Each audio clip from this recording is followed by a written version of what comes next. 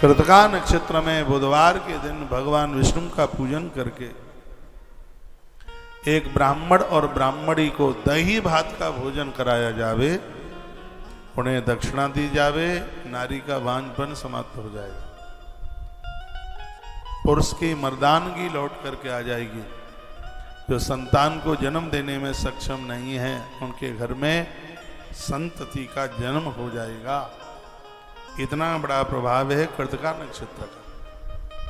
और ये कृतिका नक्षत्र हर दिन, कौन से दिन में ये कृतिका नक्षत्र है तो उसका अपने आप में प्रभाव है, याद से सुनिएगा। रविवार के दिन कृतिका नक्षत्र पड़ता है तो उसकी फलश्रुति ये है, सोमवार को पड़ता है तो उसकी ये है, मंगलवार को पड़ता है तो उसकी ये है, और बुधवार को पड़ता है तो उसकी ये है। रविवार का तो आप भूल गए होंगे।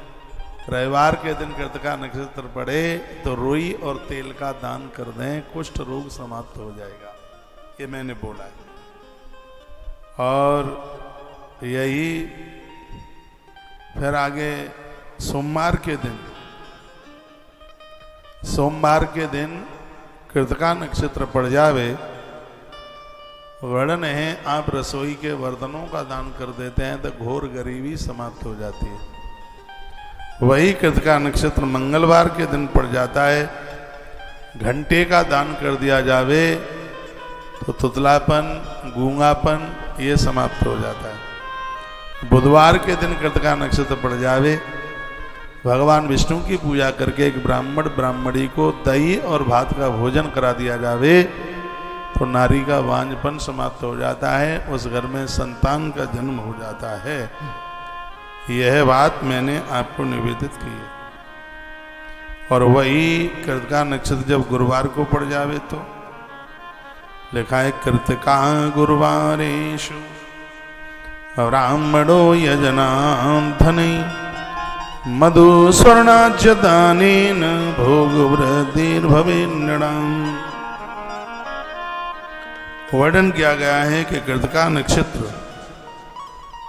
यदि गुरुवार के दिन पड़ जावे, इसमें ब्रह्मा जी का पूजन करे, विधाता ब्रह्मा जी का, शहद, स्वर्ण और घी, इन 3 चीजों का दान किया जाए तो उनको धरती की सभी संपदा प्राप्त हो जाएगी। ज्ञान तो मिलेगा ही, मकान, दुकान, संपत्ति, धरती पर सर्व सुखों की उन्हें प्राप्ति हो जाएगी। राजा लोग ये ज़्यादा करते हैं, नेता लोग इस काम को इलेक्शन जीतने के लिए, शासन करने के लिए, राज्य करने के लिए, परिवार के संगठन के लिए भी यह एक बहुत बड़ा उपचार है। कृतिका गुरुवारेषु ब्राह्मणो यजनाधनै। वर्णन है कि गुरुवार के दिन कृतिका नक्षत्र पड़ जाए और इसमें ब्रह्मा जी की पूजा करें, ब्रह्मदेव की पूजा करें। ब्रह्मा जी के मंदिर है नहीं, पुष्कर में है, तो इसमें लिखा है ब्राह्मणो यजनाधनै। आपके मंदिर में कोई ब्राह्मण मिल जाए, उस ब्राह्मण की पूजा कर लीजिए। मधु स्वर्णज्य दानेन भोग वृद्धिर्भवेन्नृणाम्। उसमें शहद, स्वर्ण और घृत का दान करने से संसार की हर चीज की प्राप्ति हो जाएगी। इसमें बिल्कुल कोई भी संशय वाली बात नहीं है, ऐसा वर्णन किया गया है। भोगों की वृद्धि हो जाएगी। गुरुवार के दिन।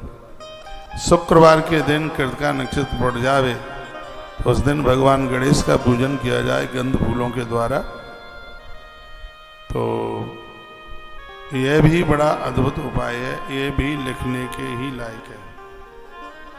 एक बार जयकारा लगाइए, बोले भक्त वत्सल भगवान की जय, श्री हनुमान जी महाराज की जय हो। आशो तो सतुम अवतारणी, आशुतोष तुम अवतारणी, आरत हरहु दीन जन जानी। आशुतोष तुम अवतारणी, आरत हरहु दीन जन जानी। हाथों से तुम अवधानी आरती हरहूँ दीन जन जानी। बोलवा के बिहारी लाल की। शुक्रवार के दिन कृतिका नक्षत्र पड़ जाए और उस दिन गणेश भगवान की पूजा की जाए तो इससे भी तमाम प्रकार के भोगों की प्राप्ति होती है। पुष्पों का दान किया जाए, फूलों का भी दान होता है, पुष्पादि दान किया जाए। शुक्रवार के दिन कृतिका नक्षत्र पड़े, गजानंद की पूजा और पुष्पों का दान किया जावे तो इससे भी धन की समृद्धि होती है, गाड़ी घोड़े सब कुछ वृद्धि होती है, किसी भी चीज की कमी नहीं रहती। शनिवार के दिन कृतिका नक्षत्र पड़ जावे, शनिवार वाले दिन जिस नारी को संतान नहीं है उसके हाथों से स्वर्ण और चांदी का दान करवाया जावे। शनिवार के दिन कृतिका नक्षत्र पड़े, इसमें लिखा है बंध्या स्त्री भी पुत्रवान हो जाती है। स्पष्ट ग्रंथ में लिखा है, श्लोक नंबर है 57, बोले देता हूं। वर्णन है बंध्या सपुत्रम लभते स्वर्ण रोप्यादिदानता कृतिका शनिवारे सुदिग्पालाम नाम च बंधन। शनिवार के दिन दिग्पालों का बंधन, दिग्पालों को बंधन किया जाता है, सोने और चांदी का दान किया जाता है। शनिवार के दिन सोने और चांदी के दान की भारी महिमा। मंगलवार के दिन औषधियों के दान की भारी महिमा। शुक्रवार के दिन फूलों के दान की बहुत बड़ी महिमा। गुरुवार के दिन दालों के दान की बहुत बड़ी महिमा है। बुधवार के दिन अन्न के दान की बहुत बड़ी महिमा है। हर बार का वर्णन किया गया। और वैसे तो बढ़िया तो काम जिस दिन कर दो उस दिन ठीक है ये। तो यह शनिवार के दिन की बताई गई है बात। कहा गया बंध्या सुपुत्रम लभते स्वर्ण रोप्यादि दानतः। कृतिका शनिवारेषु, कृतिका नक्षत्र शनिवार के दिन आया है, उस दिन आपने स्वर्ण और चांदी का दान कर दिया है तो बंध्या सुपुत्रम, बांझ स्त्री को भी संतान की प्राप्ति हो जाती है। जहां बिल्कुल आंच टूट गई हो,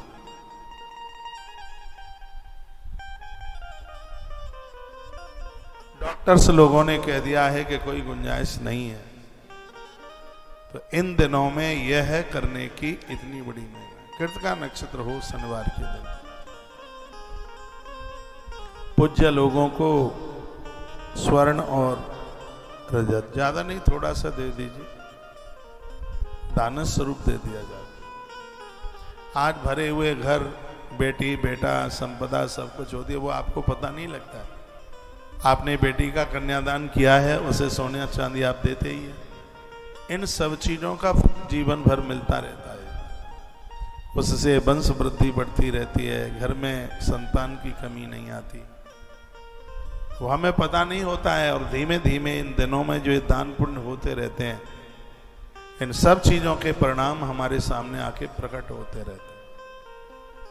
तो शनिवार के दिन कृतिका नक्षत्र पड़े और उस दिन यदि स्वर्ण और रजत यानी चांदी का दान हो जाए तो वर्णन है कि बांझ स्त्री को भी औलाद होती है, ऐसा भगवान शंकर बोलते हैं।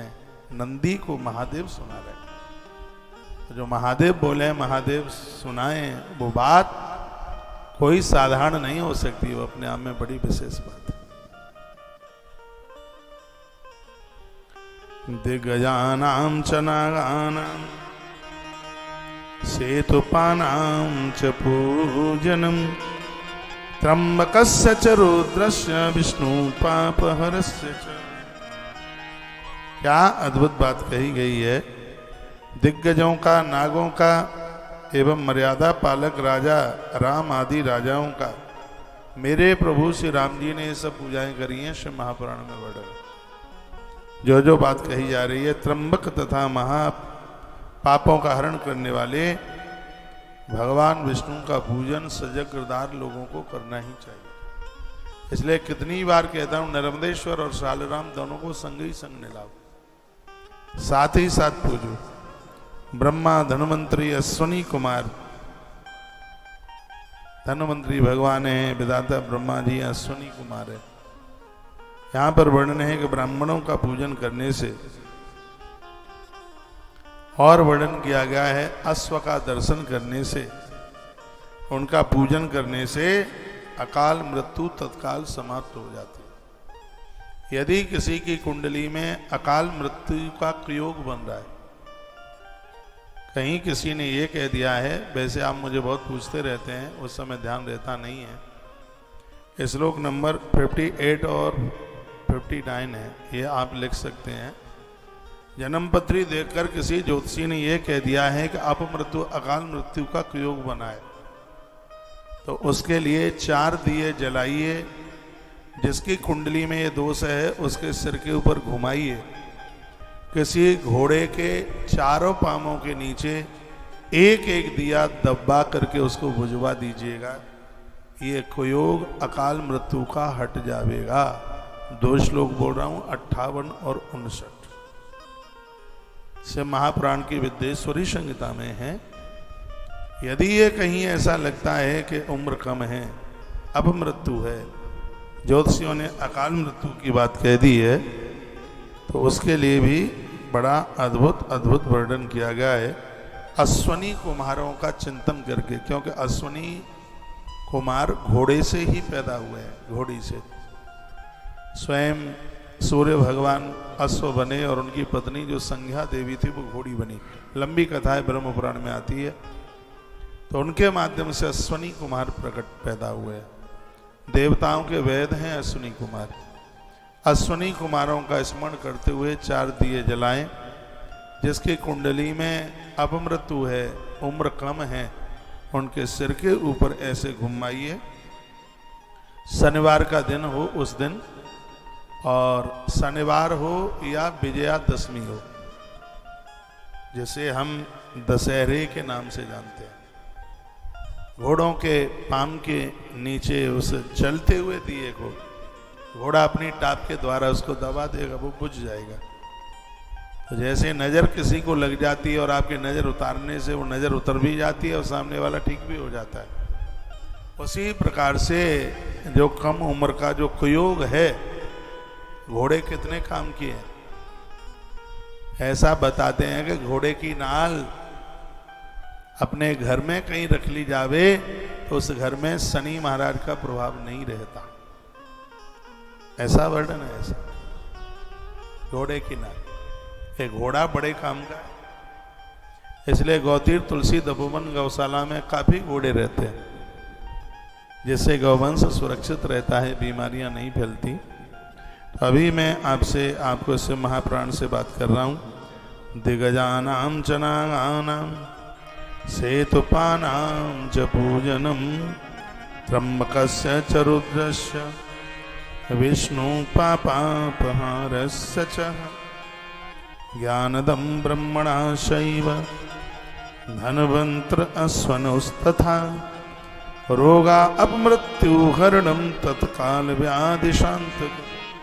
व्याधियां शांत हो जाएंगी, रोगों की निवृत्ति हो जाएगी और अकाल मृत्यु का कुयोग समाप्त हो जाएगा। इतनी बड़ी महिमा है। घोड़े के पाम के नीचे जलता हुआ दिया, उसके ऊपर अश्व पाम रख दे। आप देख रहे हैं ये तुलसी तपोवन गौशाला के अश्व। एक का नाम चेतक है, एक का नाम कार्तिकेय है। एक घोड़ी का नाम तुलसी है, दूसरी का नाम है ब्रज सुंदरी। ये इनके नाम रख दिए गए। और आनंद की बात है कि इनको जिन नाम लेकर के बुलाएं हैं और ये देखना शुरू कर देते हैं, सुनते हैं, ये समझते हैं। ये चेतक है जिसके ऊपर मैं हाथ घुमा रहा हूं, पहले नंबर पर बना हुआ है। छोटा सा बच्चा लेके आए, अब तो बड़ा हो गया है। इसके एक बगल में है वो कार्तिक।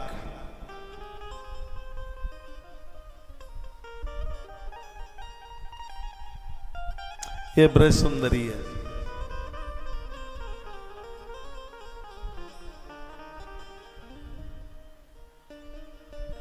इस पर कोई बैठता नहीं है, इसको मैंने अपनी बहन बनाया है, भगनी।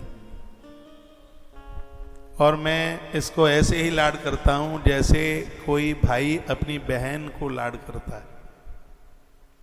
बहुत प्यारी है।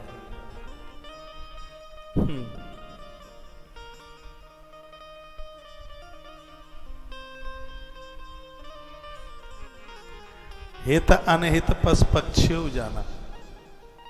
आप स्नेह प्रेम करते हैं, पशु और पंछियों को भी इस चीज का अनुभव होता है। प्रकृति के साथ खूब प्रेम कीजिए, स्नेह कीजिए। गैया अपनी जीभ से यदि किसी को चाट ले तो उसे सांप बिच्छू का जहर नहीं चढ़ेगा, क्योंकि गैया की जीभ पर, गौ माता की जिह्वा पर बाष्पी नाग को स्थान मिला। तो गाय जिसको चाट ले उसे विष नहीं चढ़ सकता। हमारी संस्कृति तो बड़ी अद्भुत है। आइए 2 पंक्तियां भगवान महादेव को समर्पित कर दूं और मैं बढ़ूं। माइक फिर गड़बड़ करने लगा।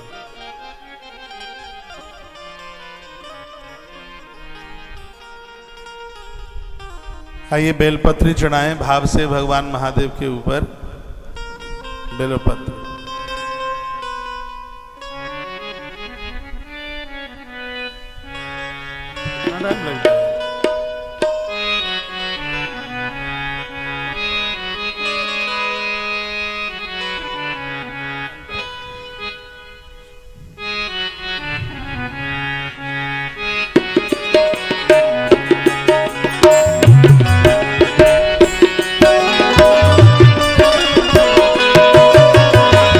मन है तो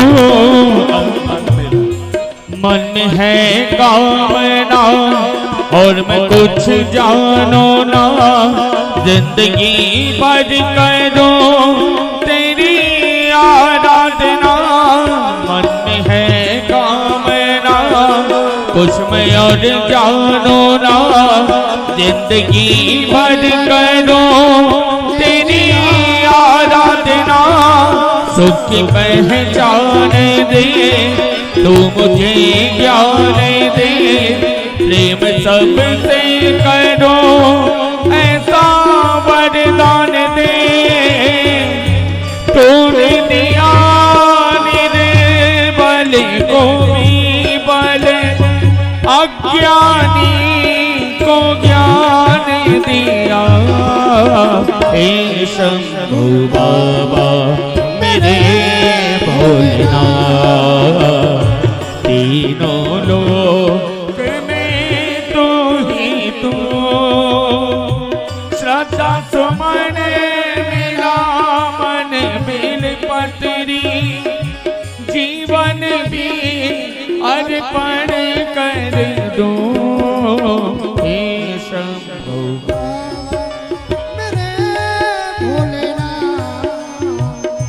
तीनों लोक में तू ही तू।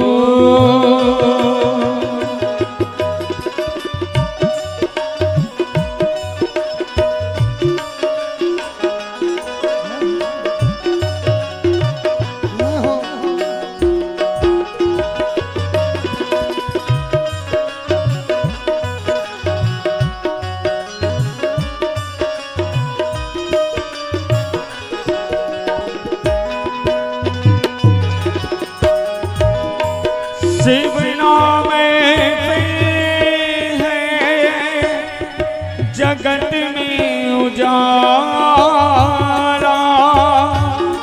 शिव भक्तों की है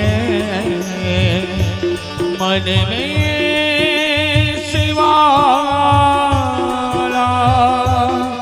जग का स्वामी है तू, अंतर्यामी है तू, मेरे जीवन पियन में कहानी है तू। जग का स्वामी है तू, जीवन की तेरी शक्ति अपार, तेरा पावन है द्वार, तेरी पूजा ही मेरा जीवन धूल तेरे चरणों की लेकर जीवन को साकार किया। हे शंभू बाबा मेरे भोलेनाथ, तीनों लोक में तू ही तू, श्रद्धा सुमन मेरा मन बिलपत्री, जीवन ही अर्पण कर दो। हे शंभू बाबा मेरे तीनों लोक में तू ही तू। हे शंभू बाबा मेरे कुछ नहीं बदला। तीनों लोक में तू ही तू।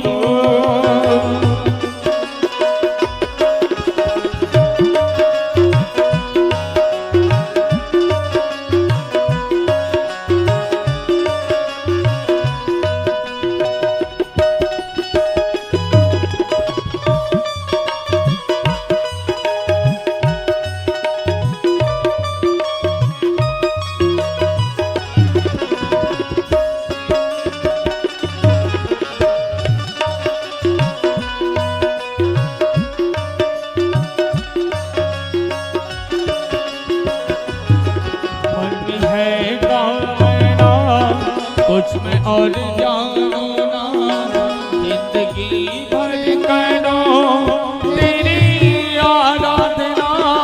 मन है गाना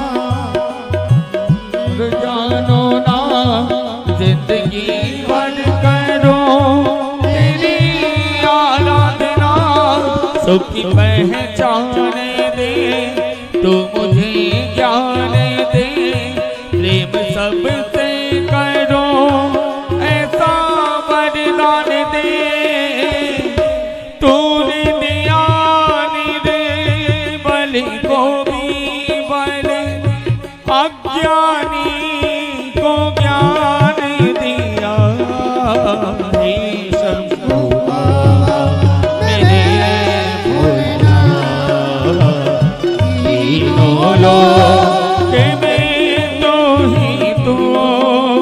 हे शंभू बाबा मेरे भोलेनाथ, तीनों लोक में तू ही तू।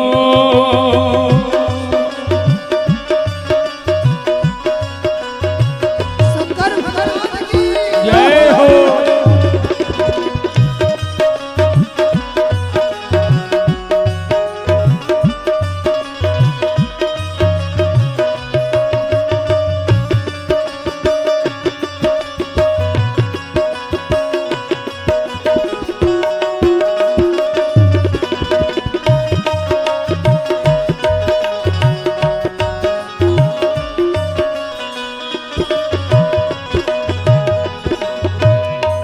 जग का स्वामी है तू, अंतर्यामी है तू, मेरे जीवन की अनंत कहानी है तू।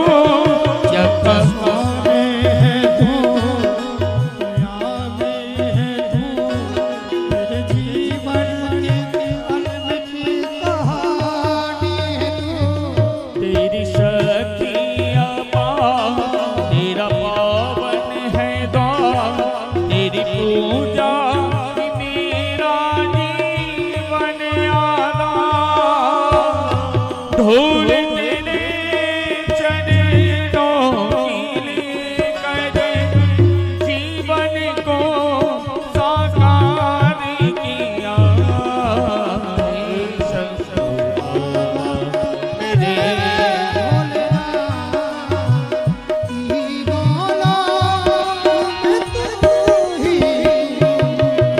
हे शंभू बाबा मेरे भोलेनाथ, तीनों लोक में तू ही तू। हे शंभू बाबा भोलेनाथ।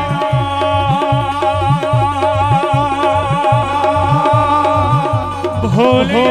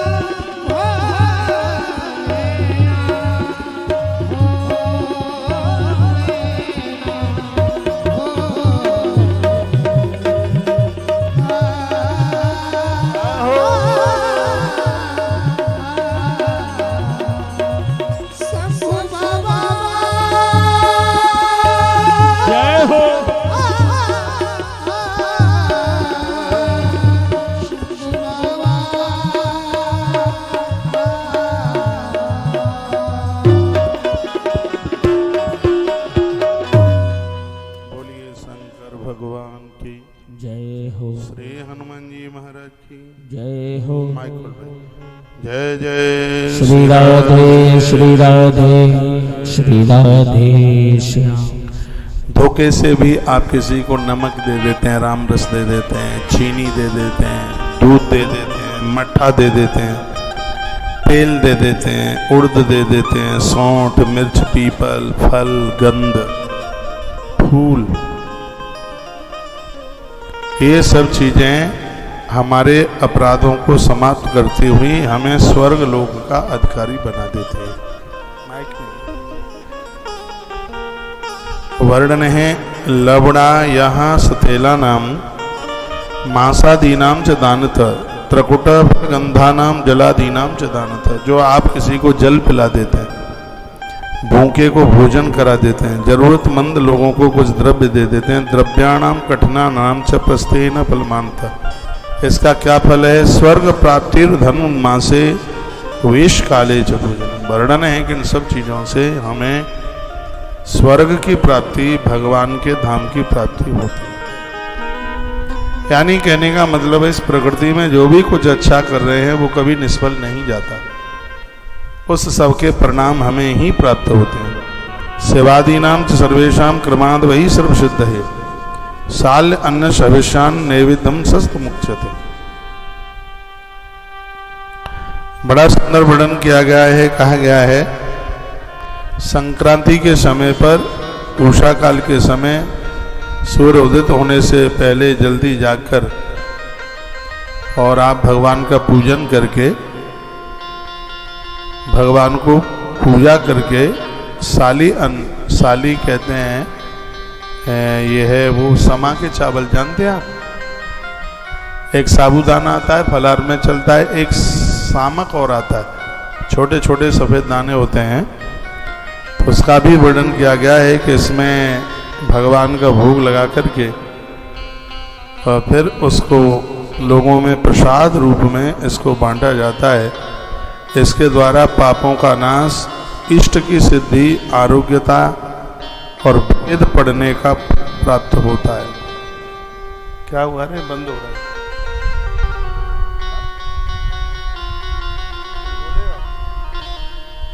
श्री राधे जय श्री राधे बोलो बांके बिहारी लाल की जय। श्री हनुमंत बलवंत महाराज की जय। परम कल्याणी गैया मैया की जय। जय जय जय जय श्री राधे। भगवान का नैवेद्य भोग रोज लगाना चाहिए। नैवेद्य किसे कहते हैं? इस ग्रंथ में वर्णन है कि नैवेद्य किसे कहते हैं। इलायची, लवंग, जायफल, दूध, दही, नारियल का पानी, सुपारी, पान का पत्ता, ये सब चीज़ें भगवान की जो पूजा में जो ली जाती हैं, इनको महानैवेद्य के नाम से जाना जाता है। ये पता नहीं लगता है, ये पान का पत्ता जो भगवान को आप चढ़ाते हैं, पान का पत्ता, जिसमें एक लौंग आपने लगा दी है, एक इलायची उसमें आपने रख दी है, और इसको हम भगवान को जब चढ़ाते हैं तो इससे संसार के भोगों की प्राप्ति होती है। जो जरूरतमंद चीजें हैं इन सब की प्राप्ति हो जाती है। महानैवेद्य के नाम से इसको जाना जाता है। इतना ही नहीं, ये चीज़ें हमें पूर्ण आयु की प्राप्ति करा देती हैं। 78 नंबर के श्लोक में वर्णन किया गया है, कहा गया कि इसके द्वारा लंबी उम्र प्राप्त होती है। तावह नैव दानम तो महापूर्णम तदुच्यते, पूरी आयु पूरी उम्र प्राप्त होती है। मैंने कितनी बार आपको निवेदन किया है, 24 घंटे में से एक बार तो अन्न का भोग आपके घर में भगवान का लगना ही चाहिए। सुबह मिश्री का लगा दो, शाम को दूध का लगा दो, दोपहर में आपके घर में लहसुन प्याज चलता है तो दोपहर के समय मत खाइए, ऐसी कौन सी आफत आ गई। रसोई को साफ सुथरा करके ठीक से उसमें भोग सामग्री बनाइए, फिर उसका भोग भगवान को लगाइए। तो इन सब चीज़ों से आयुष बढ़ता है, उम्र बढ़ती है। ऐसा इस ग्रंथ में वर्णन किया है। स्वर्ग अपने आती ये चीज़ें हमें स्वर्ग दे देती हैं, भगवान के चरणों तक पहुंचा देती हैं। महापुण्यस्य नैवेद्यम जन्म नैवेद्य मिश्यते, जन्म नैवेद्य दानेन पुनर्जन्म न विद्यते। जिनके घरों में रोज भगवान का भोग लगता है, ऐसे लोगों का जल्दी पुनर्जन्म नहीं होता, वो भगवान का पार्षद बनकर लंबे समय तक भगवान की सेवा में रहता है। ताली कुछ ज्यादा जोर से नहीं बजा दिया आपने, इसलिए जब प्रभु श्री राम जी ने पूछा था महर्षि वाल्मीकि जी को, गुरुदेव हम कहाँ रहे, तो उन्होंने ये नैवेद्य वाली बात कही है। तुम ही निवेदित भोजन करहि, तुम ही निवेदित भोजन करहि, प्रभु प्रसाद पट भूषण धरहि। तुम ही निवेदित भोजन करहि, प्रभु प्रसाद पट भूषण धरहि। तुम ही निवेदित भोजन करहि, प्रभु प्रसाद पट भूषण धरहि। तुम ही वेदित भोजन करहि, प्रभु प्रसाद पट भूषण धरहि। और ये समझ लो कि भगवान का भोग लगाने के लिए ये एक मंत्र का काम करती है। ठाकुर जी के सामने भोग की थाली रखिए, तुलसी रखिए, याद रखिएगा गणेश जी के ऊपर तुलसी नहीं चढ़ाई जाती, लेकिन भोग में तुलसी रखी जाती है। ऐसा कोई भी देवता नहीं है जिसके भोग में तुलसी न रखी जाती है। और एक आनंद की बात कह रहा हूं, तुम्हारे घर में 10 देवता बैठे हैं तो 10 थैलियां निकालने की जरूरत नहीं है। एक ही थैली, एक ही पत्तल, एक ही जगह भोग लगाने से सगरे देवताओं का भोग लग जाता है। ऐसा नहीं है कि 5 देवता हैं तो 5 कटोरा निकालने पड़े। एक ही जगह भोग लगाने से सगरे देवता हैं वह अपने आप में तृप्त हो जाते। रोज भगवान का भोग लगाइए, आनंद हो जाएगा, घर में आनंद होगा। राम जी ने पूछा हम कहाँ रहे, तो महर्षि वाल्मीकि जी कहते हैं जिनके घर में रोज आपका भोग लगता है।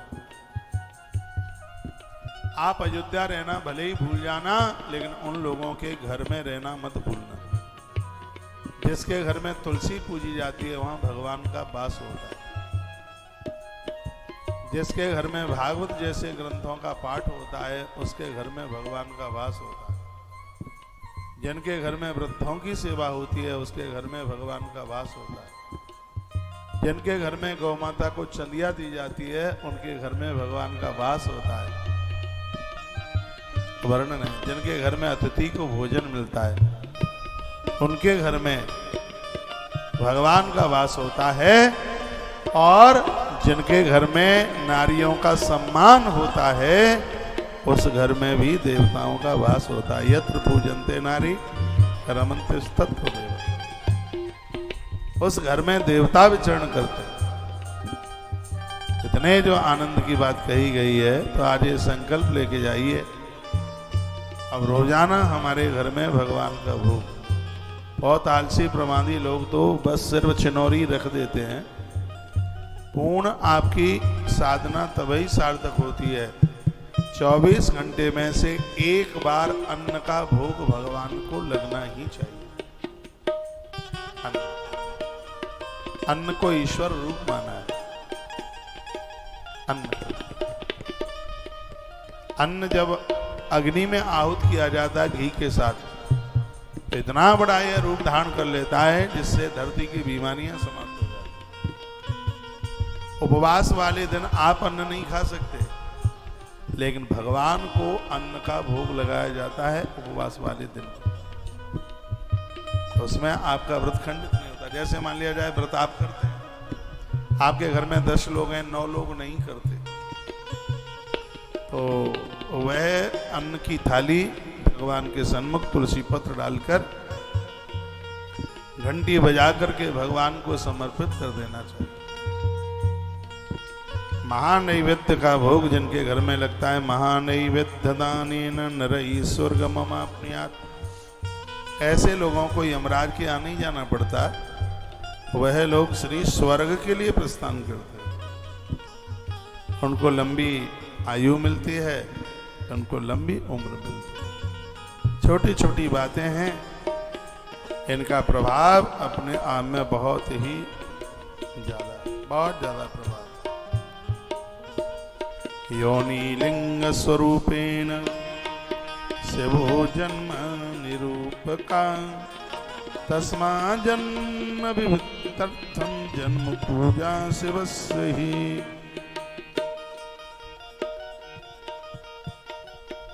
भगवान शंकर और शिवा की जो पूजा करते हैं वो जीव धन्य हो जाते हैं। वह इसलिए जन्म निवृत्ति के लिए लोगों को चाहिए, जितने भी देवों की आप पूजा करें अच्छी बात है, उसमें भगवान महादेव की शिव पिंडी को जरूर जोड़िएगा। महीने में एक आध बार नारियल के जल से भी भगवान शिव का अभिषेक कर लिया करें। यह है जो यह नारियल है, नारियल के जल से भगवान का अभिषेक किया जाता है। उस घर में स्त्रियां कभी भी आत्महत्या नहीं करती। एक बार और बोलूं यह बात, नारियल का पानी तो आप नारियल फोड़ते हैं, ये जो आप पीते हैं हरा वाला, वो नारियल नहीं है। ये नारियल वो है जो, मैं कैसे बोलूं, जिसको तोड़ने में गिद्दी उसी से चिपकी रहती है। अरे वो जटा वाला नारियल है, उसको आप, हाँ उसको आप फोड़ेंगे तो उसमें से पानी निकलता है। भवानी के आगे रख देते हैं तो नारियल चटक जाता है। एक हरा नारियल वो अलग आता है, जो पेट में कहीं स्टोन हो, पथरी हो, उसको निकाल देता है। वो पीने वाला वो हरा नारियल अलग है। लेकिन ये वो नारियल वो है जो पूजा वाला नारियल, वो फोड़ा जाता है, उसमें से पानी निकालकर, जल निकालकर भगवान महादेव का रुद्राभिषेक करने से, यह प्रमाण है से महापुराण का, घर में कभी भी कोई आत्महत्या नहीं करेगा, चाहे स्त्री हो चाहे पुरुष। मैंने स्त्रियों का नाम इसलिए ले दिया है क्योंकि माताओं ने ही अपने प्राणों को फालतू मान लिया है। सो हाल ही चूहा मार दवाई खाने को तैयार हो जाती है, हाल ही पंखा पर लटकने को तैयार हो जाती हैं। सीधी सी बात यह है कि नारियल के जल से महादेव का अभिषेक करने से लोग अकाल मृत्यु से, वो क्या है, आत्महत्या से वो बच जाते हैं। तो एक एक बात का इतना बारीकी से वर्णन किया है। शिव महापुराण तो वरदान है अपने आप में। मैं रोजाना इस कथा को आरंभ करने से पहले 1 आध घंटा शिव तत्व की बातें आपको करूंगा। राम कथा तो सुनाई देंगे। आइए अब मैं भगवान महादेव को वंदन प्रणाम करते हुए और सीधे आपको अयोध्या लेकर के चल रहा हूँ। चलोगे मेरे साथ अयोध्या? सब जगह दिखा के लाता हूँ, हनुमानगढ़ी, कनक भवन और भी लक्ष्मण जी का दिव्य स्थान, सरयू का वह पावन किनारा, एक से एक जगह बहुत ही ज्यादा अद्भुत है। कलकाल कांपता है, अवध में प्रवेश करने से।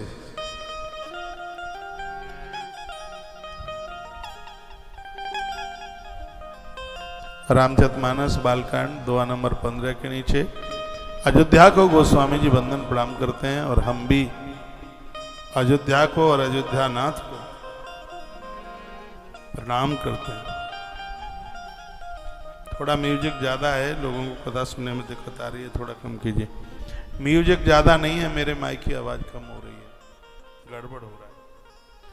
बंदा हो अवधपुरी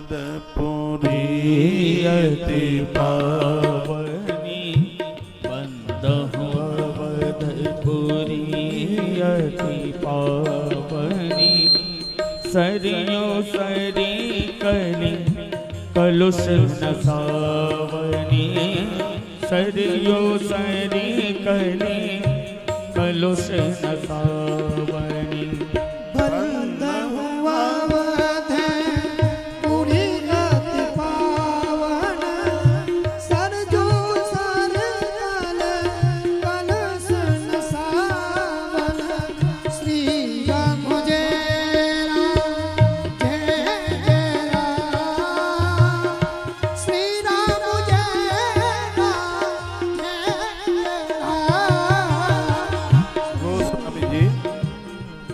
अयोध्या को प्रणाम करते हैं, अवध को प्रणाम करते हैं। अवध है ही ऐसे। अवध की धरती बहुत वंदनीय है, बहुत पूज्य है। जिस अयोध्या में मां भगवती सरयू बह रही है, जो सरयू मानसरोवर से प्रकट हुई है। ऐसा कहते हैं कि सरयू के किनारे कोई आंख का पलक ऊपर से नीचे गिरे, इतनी देर के लिए भी वहां पर वास करके आ जाए तो उसका कितना पुण्य है। कोटि कल्प काशी बसे मथुरा कल्प हजार, एक निमिष सरयू बसे तो तुले न तुलसीदास। गोस्वामी तुलसीदास जी भी कहते हैं कि मैं तराजू नहीं लगा सकता कि सरयू के किनारे आप थोड़ा सा भी समय निकाल के आ जाते हैं तो उसका पुण्य कितना है। ऐसी सरयू अवध में बह रही है। गोस्वामी जी उस अयोध्या को प्रणाम करते हैं, अवध को वंदन करते हैं। अब बंदा हूँ अवध पूरी अति पावनी, सरयू सरी कली कलुष नसावनी। यहाँ की जो माता सरयू है वो कलयुग के पापों को धो डालती है, समाप्त कर देती है। अब के बार जनवरी में हम अयोध्या जा रहे हैं और वहां आप जरूर पधारिएगा अयोध्या नाथ की कथा सुनने के लिए। क्या हो गया तुम्हें?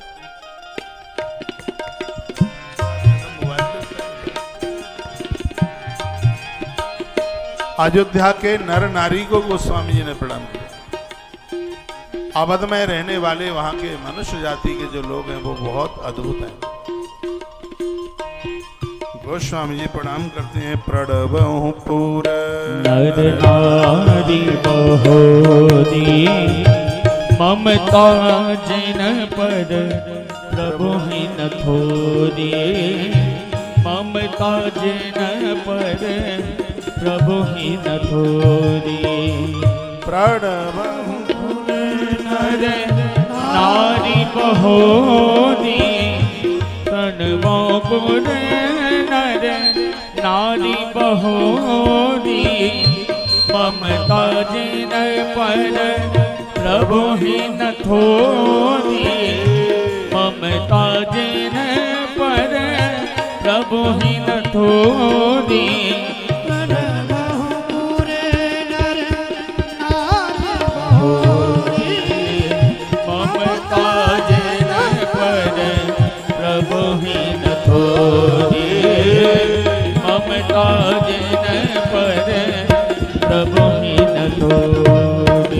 गोस्वामी जी लिखते हैं अयोध्या के लोग इतने भाग्यशाली हैं जिनके प्रति राम जी का ममत्व कभी कम नहीं हुआ। गोस्वामी जी कहते हैं जो राम के बहुत प्यारे हैं उनको मैं प्रणाम करता हूं, उन्हें मैं वंदन। आप ईश्वर को तो प्रणाम करते ही हैं, लेकिन ईश्वर के दास को भी प्रणाम कीजिए। जो भगवान के भक्त को प्रणाम करता है उस व्यक्ति को भगवान प्रणाम करने को तैयार हो जाता है। वो कहते हैं मोते अधिक, जो मेरा दास है, राम ते अधिक राम कर दास। इसलिए वो भागवत में वृत्रासुर भगवान को बोला है, मैं आपके दास का दास बनना चाहता हूं। दासानुदासो भवतास्म भूय मनस्मरेता सुपत गुणास्ते गृणीत वा कर्म करो तो काया। वृत्रासुर ने अपनी स्तुति में बात कही है, मेरा विशुद्ध कर्म फलदायी हो जावे भगवान, और मैं दास का दास बन जाऊं, आपके भक्त का भक्त बन जाऊं। यह कृपा कर दीजिए। कोई भगवान की खूब पूजा करे लेकिन भगवान के भगत का जो अपराध करता है तो भगवान वैसे सहन नहीं कर पाएंगे।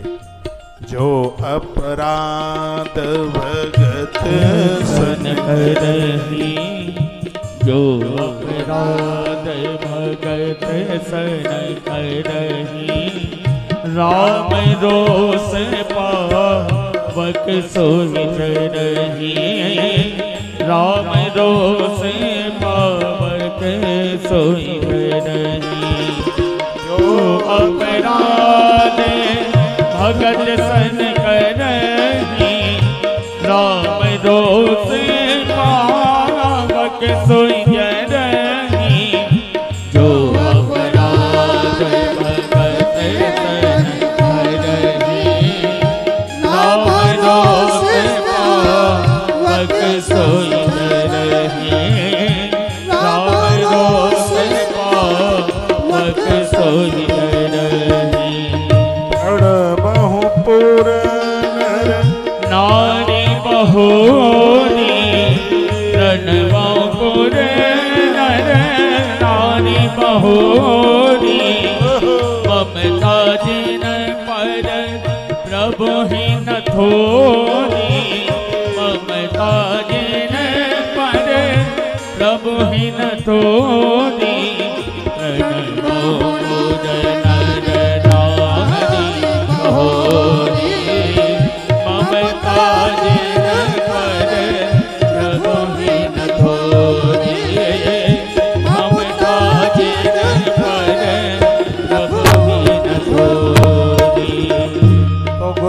तुलसीदास जी अयोध्या के नर नारी को भी वंदन करते हैं, प्रणाम करते हैं। और गोस्वामी जी प्रणाम करते करते माता कौशल्या के पास तक पहुंच गए। वह मां कौशल्या, उसने अपनी कोख से राम को ऐसे प्रकट किया है जैसे पूर्व दिशा सूर्य भगवान को प्रकट कर देती। पूर्व में से सूर्य प्रकट होता है तो अंधकार समाप्त हो जाता है। कौशल्या की कोख से राम प्रकट होते हैं तो पाप समाप्त हो जाते हैं। ऐसी मां भगवती कौशल्या को बाबा तुलसी प्रणाम करते। नारी का कितना आदर होना चाहिए, मान होना चाहिए, यह कोई बाबा तुलसी से सीखे। वो बिना अकल के लोग जो कहते हैं कि तुलसी ने नारी का अपमान किया, ढोल गवार वो चौपाई बोल के, ऐसा कभी नहीं हो सकता। बाबा तुलसी नारी के पक्ष में है, वो नारी का इतना आदर करते हैं, मान करते हैं। कितनी जगह माताओं की स्तुति गोस्वामी तुलसी, ऐसे कथा नहीं हो पाएगी।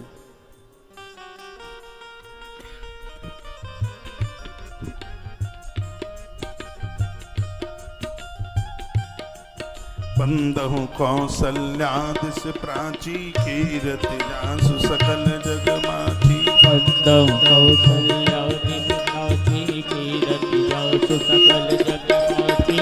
बंदहु कौशल्यादिस प्राची कीरति जासु सकल जग माची। बंदहु कौशल्यादिस प्राची कीरति जासु सकल जग माची। कीरत जासु सकल जग माची। बंदहु कौशल्यादिस प्राची। बंदहु कौशल्यादिस प्राची। कीरत जासु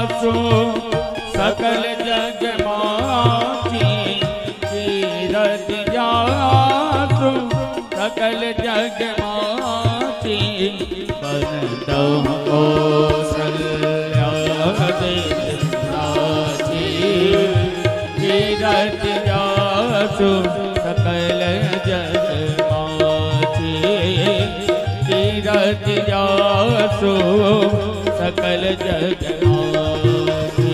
बाबा तुलसी बेस कम कर दे। बाबा तुलसी माता कौशल्या को प्रणाम कर दे। 3 देवियां अयोध्या में बड़ी प्रमुख हैं। एक का नाम है माता कौशल्या जो कि ज्ञान की प्रतीक है। दूसरी है माता कैकेयी जो कर्म की प्रतीक है। और तीसरी है माता सुमित्रा जो कि भक्ति की प्रतीक है, उपासना की प्रतीक है। भगवान व्यास ने एक रामायण लिखी है, उसका नाम है अध्यात्म रामायण। इस बात की चर्चा उसी रामायण में की गई है कि जहाँ ज्ञान, भक्ति और उपासना तीनों आके इकट्ठी हो जाती हैं, वहीं परमात्मा का अवतार हो जाता है, वहीं भगवान चल के आता है। अवध को हृदय मान लीजिए, शरीर मान लो अयोध्या को। आज उस अयोध्या में जाएं तो अयोध्या में प्रवेश करने के लिए 9 दरवाजे। एक रास्ता सीतापुर की तरफ से आता है, एक रास्ता आजमगढ़ की तरफ से जाता है, लखनऊ की तरफ से, एक रास्ता हरदोई की तरफ से जाता है, एक रास्ता कौशाम्बी की तरफ से आता है, एक रास्ता नांदीग्राम की तरफ से आता है। अब मैं ऐसे करके आपको कैसे गिनाऊं? कोई 10वां रास्ता नहीं है अयोध्या में प्रवेश करने के लिए। आज भी 9 रास्ते हैं अवध में प्रवेश करने के लिए। इस मनुष्य शरीर में भी 9 दरवाजे हैं, 9 ही हैं, 10वां नहीं है। इसलिए अयोध्या को शरीर कहा है। अयोध्या अवध देह है, शरीर। ये शरीर रूपी अयोध्या में जीव रूपी दशरथ के पास ज्ञान की कौशल्या, कर्म की कैकेयी और उपासना की सुमित्रा जिस दिन आ जाएगी, उस दिन धर्म भरत बनकर, अर्थ शत्रुघ्न बनकर, काम लक्ष्मण बनकर और मोक्ष श्री राम बनकर के प्रकट हो जाएगा। कौशल्या मां की विशेषता है। गोस्वामी जी ने कथा में बहुत वर्णन किया सुमित्रा मां की विशेषता।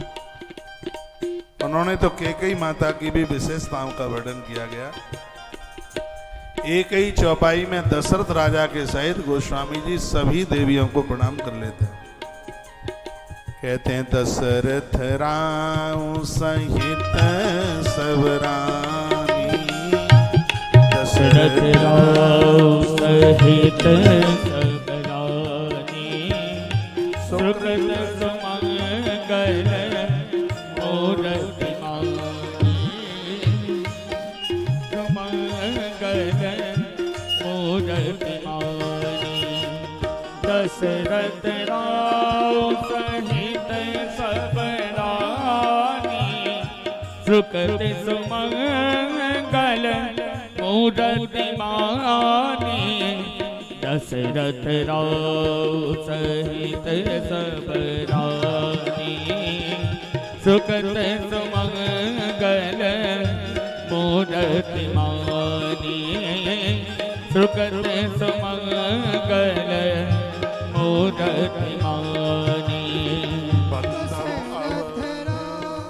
बंदहु अवध भुआल, सत्य प्रेम जहि राम पद, बिछुरत दीन दयाल, प्रिय तनु तृण इव परिहरयो।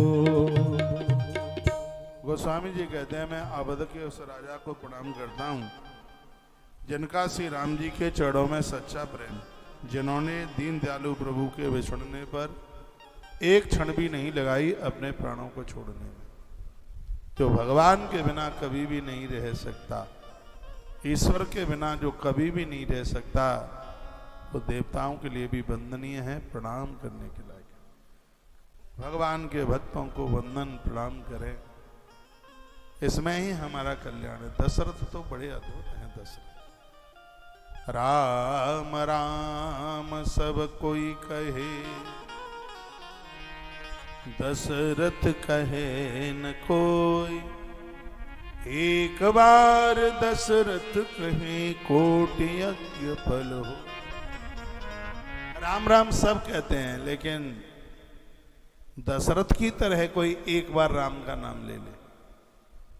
दशरथ ने मृत्यु के समय पर राम राम कही, राम कही, राम राम कही राम, इस प्रकार से राम के नाम का उच्चारण किया कि महाराज दशरथ की मृत्यु ही शोभनीय हो गई, प्रशंसनीय हो गई।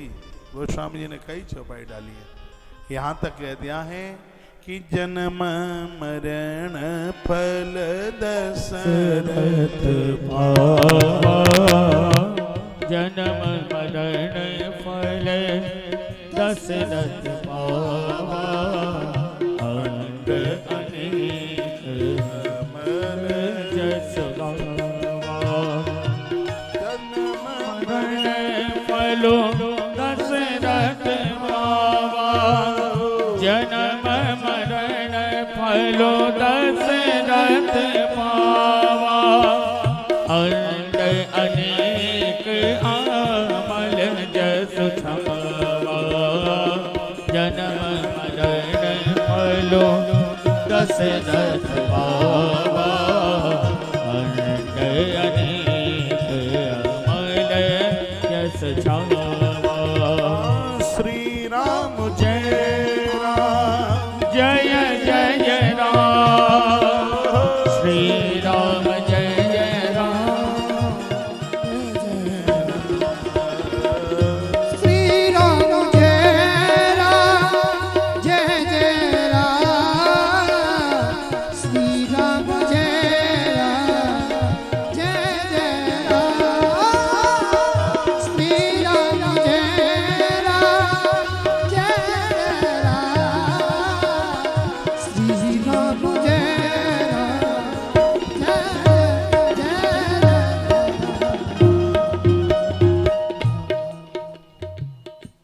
बिछुरत दीन दयाल प्रियतन तृण एव परिहरऊ। तिनके की तरह जिन्होंने अपने प्राण छोड़ दिए हैं, गोस्वामी जी कहते हैं ऐसे महाराज दशरथ को मैं वंदन करता हूं, प्रणाम करता हूं।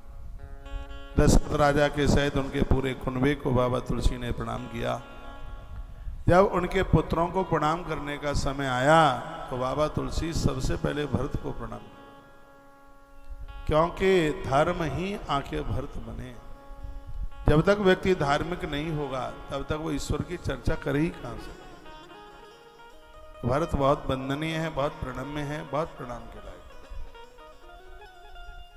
भरत दिन भर जप करते हैं और रात्रि भर वो अयोध्या की रखवाली करते हैं। सुनिए, एक बार गुरुदेव वशिष्ठ ने कहा, अरे भरत ये बताओ, तुम्हें अयोध्या से कुछ चाहिए ही नहीं तो पूरी रात भर तुम अयोध्या की जाग कर इतनी रक्षा क्यों करते हो, इतनी देखभाल क्यों करते हो? तो भरत ने क्या सुंदर जवाब दिया, कहा गुरुदेव भगवान मेरे भरोसे ये सबको छोड़ छाड़ करके चले गए हैं। ईश्वर ने मेरे ऊपर विश्वास किया है, इसलिए परमात्मा की किसी भी वस्तु को मैं नष्ट नहीं होने दूंगा। ये श्री भरतलाल जी के शब्द। रात भर तक वो सेवा करते हैं, जागते हैं रात भर तक। नंदी गांव में रहते हैं, अवध से बाहर। भरत तो भरत है। भरत ने कहा था, जिस अयोध्या में प्रभु राम नहीं है तो उस अयोध्या में फिर मेरी क्या जरूरत है। जब तक भगवान लौट के नहीं आ जाएंगे तब तक मैं अवध में प्रवेश नहीं करूंगा। और भरत अयोध्या में नहीं आए। भरत को संग देने वाली उनकी गृहिणी है मांडवी, बड़ी अद्भुत नारी है, प्रणाम करने को लायक। और मैं बहुत बार कहता हूं, पत्नी ने सहयोग दे दिया है, वो लोग बहुत ऊपर चले गए। और पत्नी ने खींचातानी करी है, वो खत्म ही हो गए, कुछ बचा ही नहीं। जिन जिन को घरवाली का सहयोग मिला उन लोगों ने इस धरती पर बहुत कुछ कर दिया। आप भी अपने अपने घर वालों का सहयोग कीजिए। तो अच्छा काम करते हैं, धर्म कर्म करते हैं तो विरोधी मत बनिए, व्यवधान मत कीजिए। कथा आती है, रात का समय था, छत पे से कुछ पायल घुंघरुओं जैसी कुछ आवाज आई। ऐसा लग रहा था कि किसी के पाम के चलने की आवाज आई है। माता कौशल्या ने आंगन में ये आवाज सुनी। माँ कौशल्या ने कहा कि आधी रात है और इस समय छत पर कौन हो सकता है। माँ कौशल्या छत पर जाकर के चढ़ के गई तो उसने देखा कि एक जलते हुए दिए की तरफ मांडवी निगाहें लगा करके खड़ी है। माँ कौशल्या पहुंची और माता कौशल्या ने कहा मांडवी। मांडवी ने कहा हाँ माँ, बेटा आधी रात हो गई है और तू अभी तक सोई नहीं। सो जाती सुबह जल्दी जगना होता है। मांडवी की आंखें भर आई, उसकी आंखों में आंसू आ गए और वह बोली माँ जी अभी आपका मंझला बेटा सोया नहीं है, दिया जल रहा है और मेरा भी तो ये संकल्प है कि नहीं सोएंगे तो फिर मैं कैसे सोऊंगा। इतना बड़ा पातिव्रत धर्म, जिनकी नारियां इतनी समझदार हों, इतिहास के पन्नों पर उन महापुरुषों का नाम क्यों नहीं आएगा। ऐसे मांडवी के भरतार को वंदन गोस्वामी तुलसीदास जी करते हैं। वो भरत जिनके जीवन में बहुत नियम है, नियमों की डोर से बंधे हुए हैं और परमात्मा से भी पहले उनकी वंदना होती है जिनके जीवन में कोई न कोई नियम है, जिनके जीवन में कोई न कोई संकल्प है। गोस्वामी जी हाथ जोड़ के प्रणाम भरत को करते हैं। हम भी उज्जैन की पवित्र व्यासपीठ से रामायण के फेवरेट पात्र श्री भरत जी महाराज को प्रणाम करते हैं। बोलिए हमारे साथ, चेंज करो।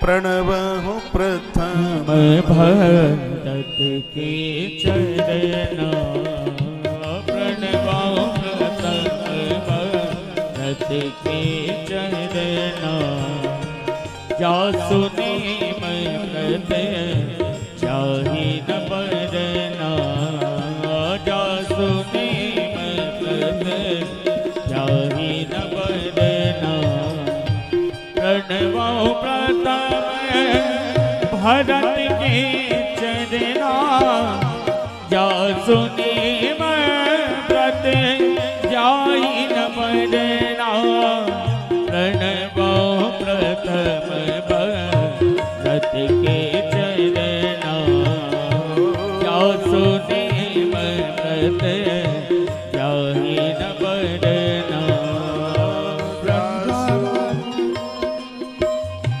जासु नेम व्रत चाहि न बरना, प्रणव प्रथम भरत के चरना, जासु नेम व्रत चाहि न बरना, प्रणव प्रथम व्रत के चरना, जासु हृदय व्रत चाहि